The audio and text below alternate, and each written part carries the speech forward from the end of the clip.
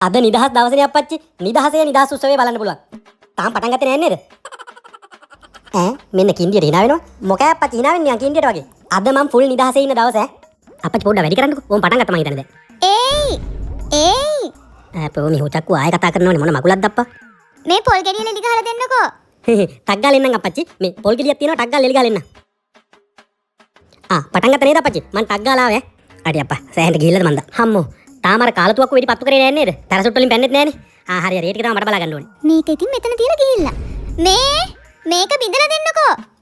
ඉඳකින්වත් අදවත් පොල් ගෙඩිය බින්දගෙන ගාගනින්කෝ. ඉඳකින්. මං ටක් ගාලා ගිහිල්ලා එන්නම් අප්පච්චි. ටක් ගාලා පොල් ගෙඩිය බින්දලා දීලා එන්න ඕනේ. හම්මෝ උඩටයි පල්ලෙහාටයි නැගලා මම අමාරුයි අප්පා. අයියෝ නිදහස් උත්සවය ඉවරද දන්නේ නැහැ. අයියෝ පැරසුට් කට්ටිය පැන්න නේද අප්පච්චි? කමන්නේ. ඉතුරු ටිකවත් බලමු නිදහසේ. මේ අද කන්න නැද්ද? මට පොල් ගාලා දෙන්න. ඉඳකින් මගුල. පුදුම කරුමයක් වුණානේ මේක. නිදහස් දවසේවත් නිදහසේ ඉන්න නෑ අප්පා. ඉඳකින්.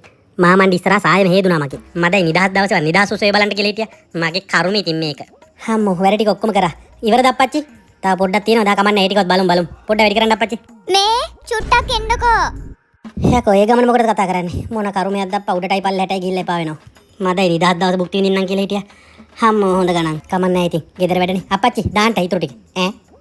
ඉවරද? අයියෝ මදයි නිදහස් උත්සවය බලන්නම් කියලා හිටියා.